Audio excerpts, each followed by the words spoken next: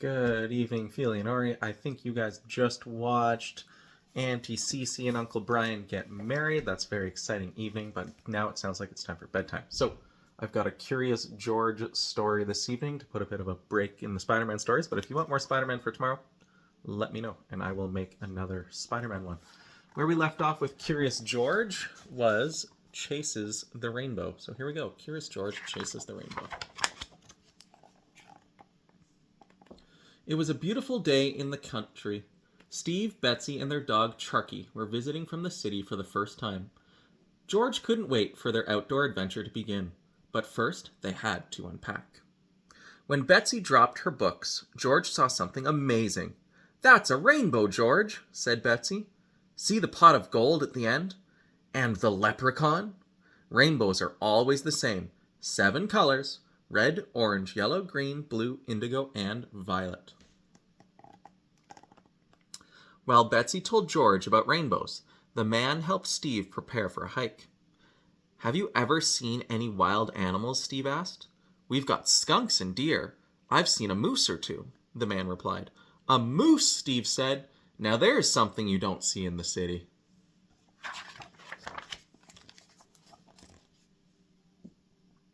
At last it was time for their hike. "I'm driving into town to get food for dinner," said the man. Just then, thunder grumbled low in the distance. "If it rains, remember to head home," he added. "George knows the way." George led them into the forest. "I'm not leaving without a picture of a moose," Steve said. Just then he felt a raindrop. "Oh no, not rain! Do we have to go back already?" "I don't think so," Betsy said. "It's probably going to stop soon. Look, the sun is already peeking through the clouds." When George turned around, there was a huge, colorful rainbow arching across the sky. "That's the biggest rainbow I've ever seen," said Betsy. George was excited. He found a rainbow, but he couldn't see the pot of gold from here.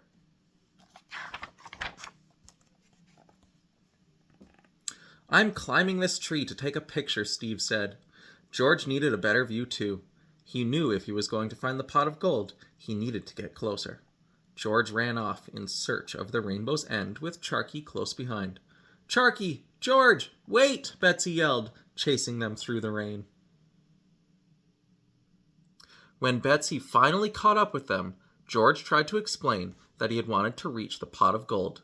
But no matter how far or fast he and Charky ran, the rainbow only got farther away.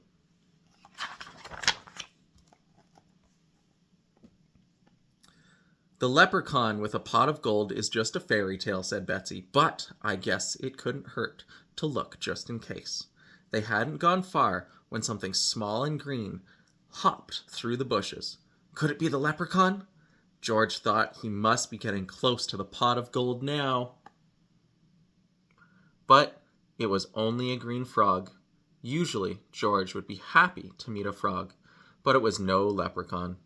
George wasn't disappointed for long, though, because the frog had led him to a second rainbow. "Sorry, George," Betsy said. "That's not another rainbow. It's only a reflection of the rainbow on the water."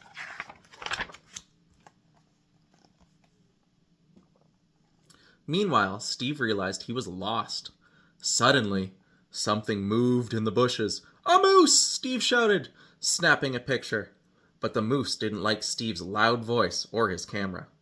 "Back away from the moose, slowly," a boy said. It was George's friend Bill. He knew a lot about the wilderness, and whatever you do, don't frighten the moose, Bill added. The moose walked off into the forest. When the coast was clear, Bill introduced himself. "Can you help me find my sister and friend George?" Steve asked. "I know George," Bill said. "Follow me. I saw his friend in town. He'll help us."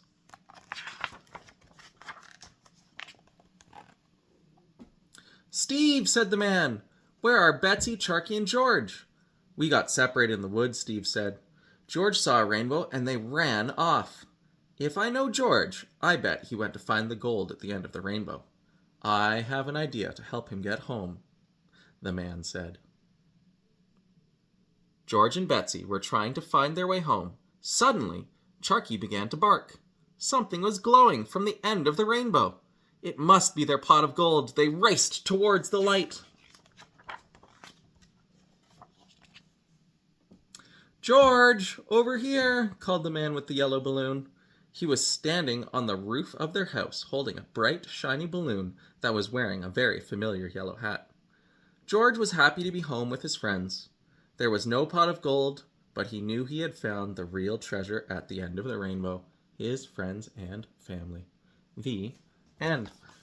I hope you guys had a fantastic time at Auntie Cece's wedding. Good job with the rings, Ori, and great job with the flowers. Philly, you guys did fantastic. Love you both. Sweet dreams. Good night.